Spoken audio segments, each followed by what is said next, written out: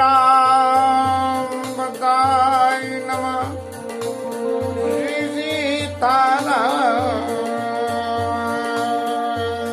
नमः।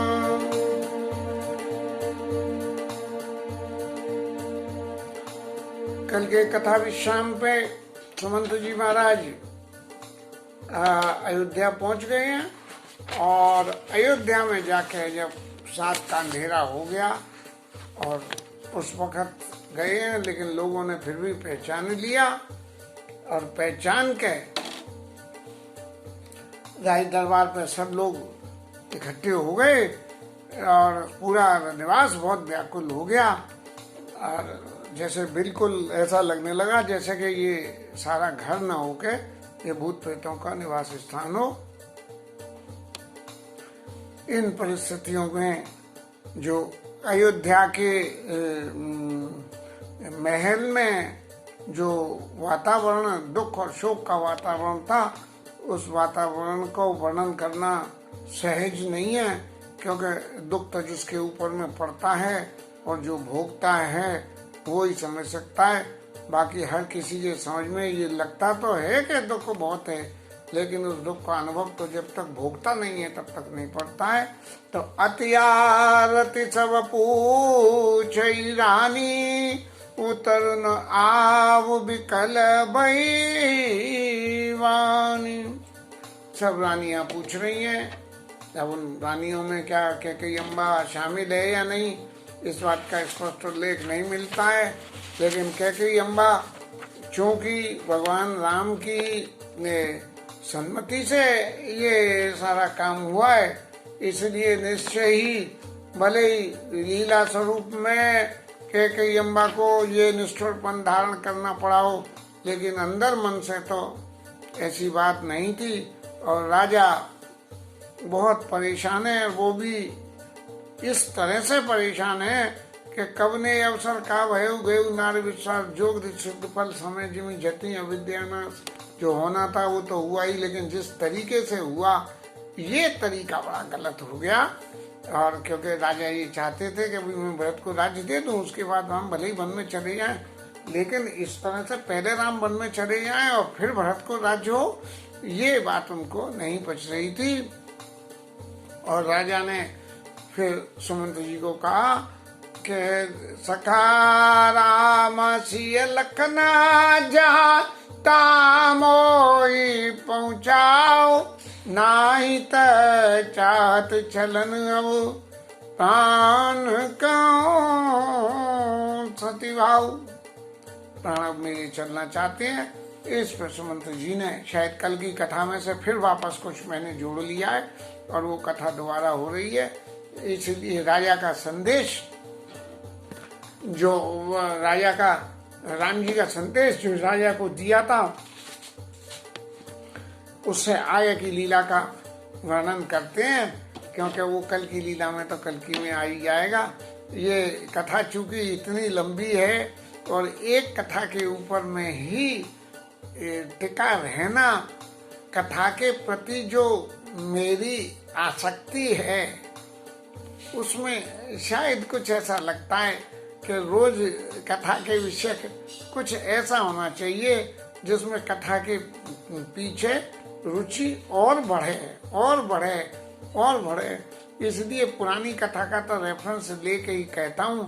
अब तुमरे अनुग्रह तात कानन जात सब सुख पाइयो प्रतिपाल आय कुशल देखन पाए पुनि फिर आइयो जननी सकल परे तोष परे परे पाए करे विनती जनी तुलसी करे सही जतन जई कुछ दी कौशल धनी। सब लोगों के पाए पड़ो, सबको विनती करोगे राजा सही रे। और पुरजन परिजनों से सबसे करी प्रणाम, तब नहीं पुरजन परिजन सकल निहोरी तात सुनाए विनती मोरी। मेरी विनती पुरजनों को सुनाना, सोई सब बात मोरितकारी जाते रहे बुआल नर नाव सुखारी। राजा सुखी रहे, भगवान ये जानते थे कि राजा तो सुखी क्या, उनका शरीर भी नहीं रहेगा, लेकिन फिर भी लीला में तो ये सब करना ही पड़ेगा। कि प्रवासियों को तो ये बताना ही पड़ेगा कि भाई आप सब लोग ऐसा इंतजाम करना जिससे राजा को कोई तकलीफ नहीं हो। कहो संदेश भरत के आए, नीति न तजिया राज पद पाए। और एक बात उन्होंने कही कि नीति न तो भरत जी आ जाएं तो उनसे कहना कि नीति न तजिए राजपद पाए, राजपद को पाने के बाद नीतियां मत छोड़ देना। इसके कई दफे पढ़ने के बाद एक बार तो मन में ऐसी आई थी कि इसीलिए कहा कि भरत जी कहीं ऐसा नहीं हो कि कौशल्या माँ को छेक दें, सुमित्रा माँ को छेक दें और अपनी माँ के कई के मत में जाके। लेकिन चूंकि ये सभी लीला है, ये वास्तविक स्थिति नहीं है, इसलिए इसका ये अर्थ लेना तो बहुत बड़ी भूल हो जाएगी। और उस भूल में नीति न तजिए राजपद पाई का अर्थ विद्या बुद्धि ये कहती है कि जब भरत जी आए और माता कैकेयी उनको ये सारे संदेश सुनाए और ये सब संदेश सुनाने के बाद उनके मन में जो माता के प्रति भावना पैदा होगी वो भावना अनीति में आ जाएगी। इसीलिए पाले प्रजई कर्म मनवानी, मन वचन और कर्म से प्रजा का पालन करना। और से एवं सकल मातो समझानी, सारी माताओं को एक समान समझ के, सारी माताओं को एक समान समझने का मतलब क्या है कि कैकेयी को, सुमित्रा को और कौशल्या को इन तीन में हिस्से बांटे करके और ऐसा कर दें कि कैकेयी के पुत्र हो जाए। नहीं नहीं नहीं नहीं नहीं, सुमित्रा कौशल्या एक तरफ और कैकेयी एक तरफ।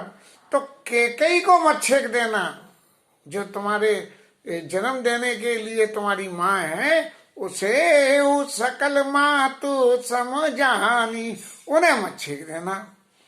और निभाए भाई शत्रुघ्न महाराज की भी जो है वो देखभाल बड़े भाई की तरह ही करना। कर पितु मातु सुजन सेवकाई, सब लोगों की सेवा करना। ऐसा उपदेश भगवान ने सुमंत्र जी से कहा कि भरत जी से आए तो कहना। और फिर एक बात और कहना, तात बात ते राघव राऊ, सोच मोर जन करे न काऊ। राजा को ऐसा रखना कि जैसे वो मेरा सोच कर ही नहीं। अब राजा मिले तभी तो हो ना, राजा तो उनसे पहले ही चले गए, भरत जी के आने से पहले ही।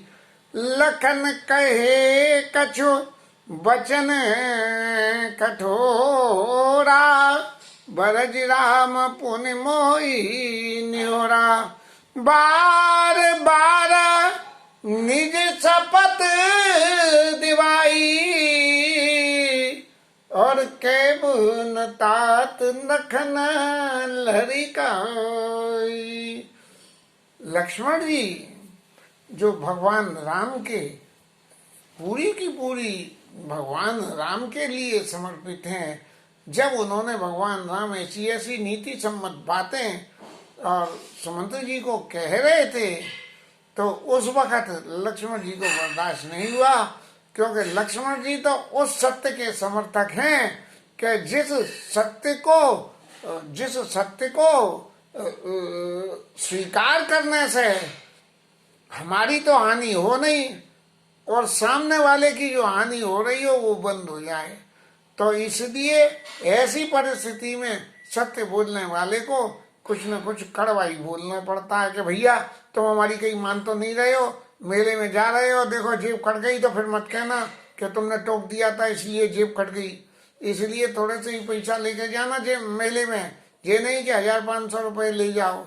तो ये जो ऐसी बातें, इसी तरह से लक्ष्मण कहे कछु वचन कठोरा, लक्ष्मण जी ने जो कठोर वचन कहे जिनका उल्लेख गोस्वामी जी ने तो नहीं किया, लेकिन उन कठोर वचनों में ऐसा हो सकता है कि लक्ष्मण जी ने सुमंत्र जी से ऐसे कहा होगा कि जिस वक्त प्रभु वन के लिए जा रहे थे उस वक्त महाराज तो जो है ऐसी अशुद्ध अवस्था में हो गए यदि आप उनके जाने के बाद आपको ये शिक्षा दी और फिर कई के रथ चढ़ाई दिखलाई बन फिर ही गए दिन चार, जब ये इतनी बातें कही, अगर ये जरा सा सेंस थोड़ा सा पहले जनरेट कर लेते तो ये क्रियाकलाप नहीं होता है। और कठोर वचनों में एक वचन और भी जोड़ा जा सकता है कि लक्ष्मण जी ने ऐसा कहा होगा कि उन्होंने माता कैकेयी ने ये मांगा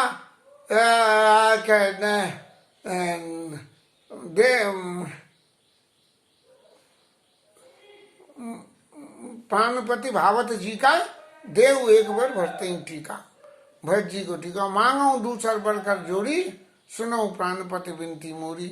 जब पहले बार में भरत जी को उन्होंने ये मांगा राज्य, तो पहले उनको राज्य जो है दे देना चाहिए था। बोले ठीक है, आपने पहले कही थी शर्त नंबर 1 पहले उसका पूरा करो या दूसरी शर्त हो जाएगी। और महाराज सुमंत जी महाराज आपने तो बड़ा बड़ा नाटक करा। अब सुमंत जी महाराज को लगा होगा कि क्या नाटक करा। बोले आपने तो एक ऐसा कर दिया कि जैसे आप बिल्कुल कैकेयी अम्बा के दल में ही मिल गए हो। बोले राजा ने कही और लेके ठाकुर को वन में चले आए। अरे आप तो मंत्री थे, यदि राजा बेशुद्ध है और राजा की अनुपस्थिति में उनका मंत्री ही सब तरह की बातों को निर्वाह करने के योग्य और अधिकारी समझा जाता है, तो जब महाराज उन्होंने कही थी कि उन्होंने कही राम ही काल दे युवराजू, और उसके बाद कही भरत जी देव युवराजू, तो वो जयराम जी को युवराज पहले देना था। तो महाराज आप कहते कि आपकी बात तो महाराज मैं पीछे मानूंगा, पहले मैं राम जी के तिलक कर दूंगा राज शासन पर बिठा के, क्योंकि महाराज ने कही थी, आज्ञा दे दी, एक्ट पास हो गया।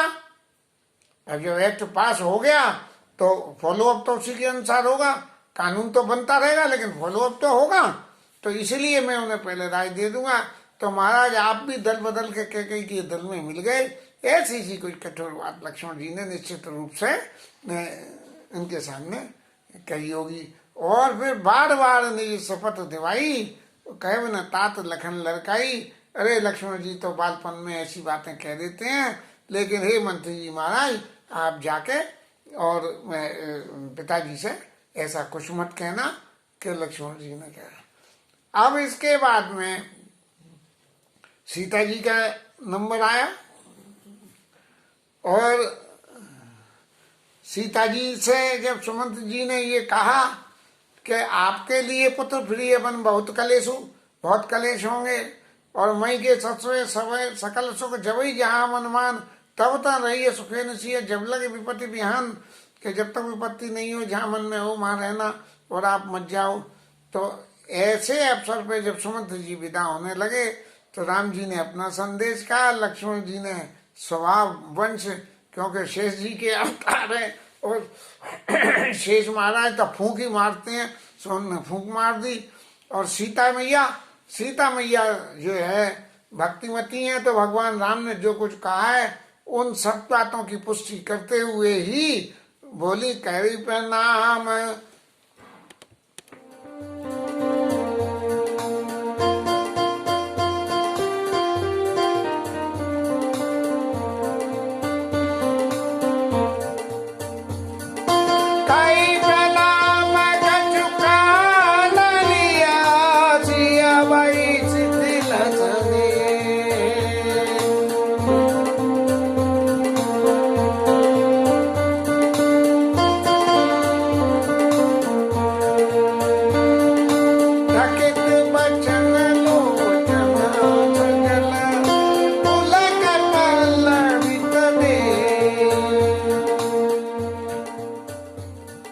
सीता जी ने फिर प्रणाम कराए मेरे को और कुछ कहना चाहती थी, लेकिन तभी उनके नेत्रों में ऐसे अश्रुधारा प्रवाहित हो गई, ऐसा शरीर शिथिल हो गया कि वो कुछ नहीं कह पाई। और फिर क्या हुआ, तेया बसर रघु वर रुख पाई, केवट पा रही नाव चलाई। और भगवान राम का रूप देख के केवट ने नाव को पार चला दिया। इस लीला के इसमें बहुत सारी ऐसी बात पैदा होके आ गई कि लक्ष्मण जी ने जो कुछ कहा था उसको भगवान ने कहने की मना कर दी थी।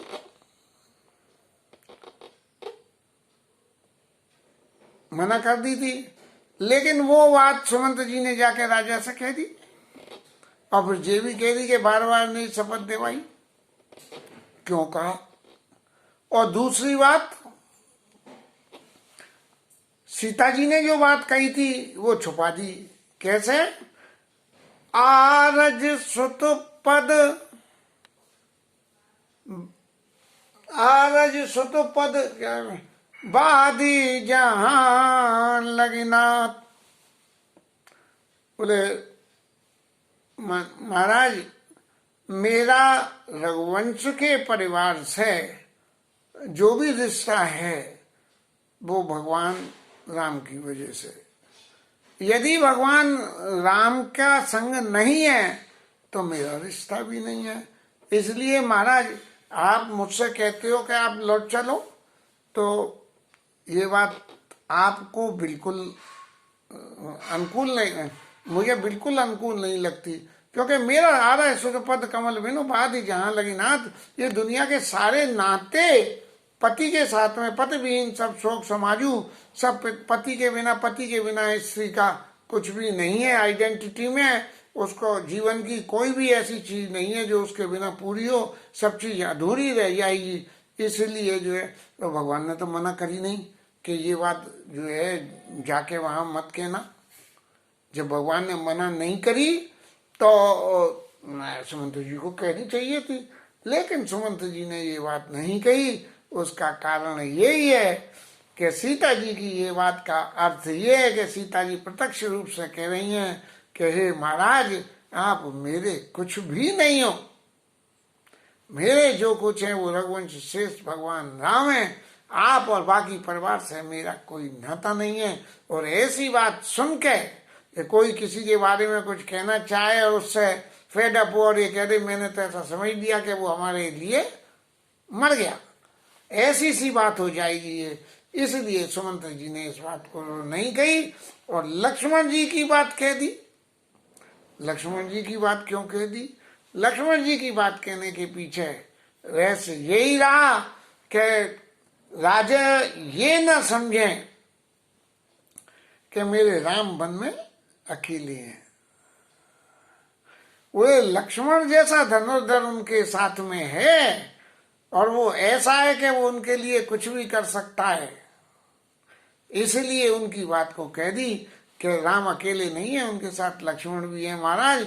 और आपकी कई बातें लक्ष्मण जी को इतनी कड़ी लगी कि उन्होंने अपने जो है पिताजी को भी नहीं छोड़ा कुछ ऐसी बात कहने से कि जिन बातों को यहाँ स्पष्ट रूप से उल्लेख नहीं है।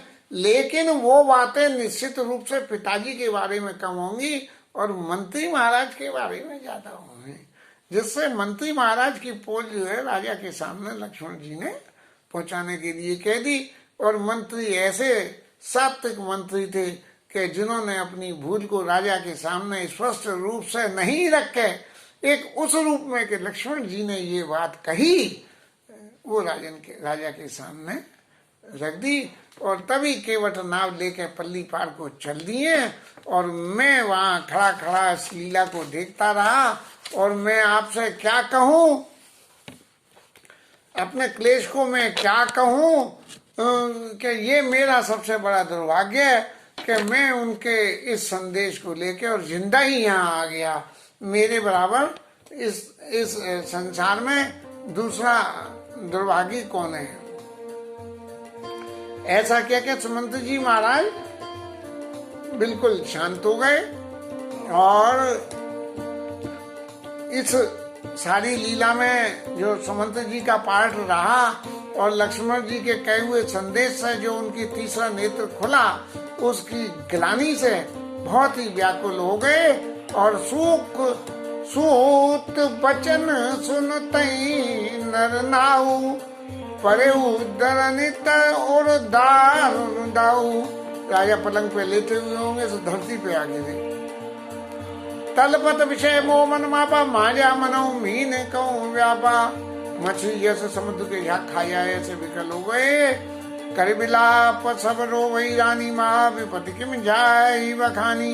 उस विपत्ति का कैसे वखान करें। सुन बिलाप दुखो दुख लागा। वो स्वामी जी की जो परंपरा है कि दुख को भी दुख लग गया। और धीरज हु कर धीरज भागा। और धीरज का भी धीरज चला गया उनके इसमें, कि धीरज को भी ये लगा कि हे भगवान कितना भयंकर दुख हो रहा है इनके घर में। और कहते भय कोलाहल अवदति सुनि न परासोर, विपुल विहगनिस परे मन मानव पुलिस कठोर। शाम के समय चिड़िया जहाँ अपने घोंसले में रहती हैं और दिन मुदने को आता है तो ऐसी चूचू चर्चे होती है। टुंडला के स्टेशन पे होती थी, इतना एनोइंग म्यूजिक प्ले करती थी ये चिड़ियाएं। तो विपुल विहगवन परे उन्हीं से मानव पुलिस कठोर, मैंने ये देखा है। तो वो ऐसी स्थिति हो गई कि वहाँ हर आदमी रो रहा है, जैसे सारी चिड़ियाँ छू छू छू छू छू छू लगाते हैं। ऐसी चिड़ियाएं करती हैं वहाँ टुंडला के स्टेशन पे। और तो वही स्थिति अयोध्या में हो गई। हर आदमी बहुत दुखी हो रहा था। प्राण कंटगत भयउ व्यालु, मन विहीन जन व्याकुल व्याहु। और ये सब इतनी विपत्ति हो गई जिसमें कौशल्या जी ने दशरथ जी को समझाया कि महाराज आप ही सबके करण धारो, राम जी तो चले गए और यदि आप जरा सी भी धीरज को धारण कर लोगे तो जो जिय धरिया विनय पिय मोरी, और राम लखन सिया मिलई बहोरी। राम लखन सिया मिलई बहोरी। यदि आप जरा सा भी धीरज धारण कर लोगे तो राम लक्ष्मण और सीता ये आपको दोबारा मिल जाएंगे। जब जैसे ही मिलने की बात उनके कानों में गई है राजा के में, प्रिया वचन मधु सुनत नप, और चित यऊ आंख उघार। वो जैसे कोई नशे में आदमी हो और उस वक्त आंख खोले, ऐसे चित यऊ आंख उघार। और तलपत मीन मदीन जनो सींचत शीतलवार। जैसे कोई मछली मरने को रखी हो, तड़प रही हो जो, और कोई उसमें पानी डाल दे, ऐसे कौशल्या के वचन सुन के और दशरथ जी को थोड़ा सा चैन पड़ा। धरे धीरज बैठ ब्यालू, कौसुमंत्र का राम कपालू। ऐसा कहते हुए राजा जो है उठ के बैठे और फिर उनको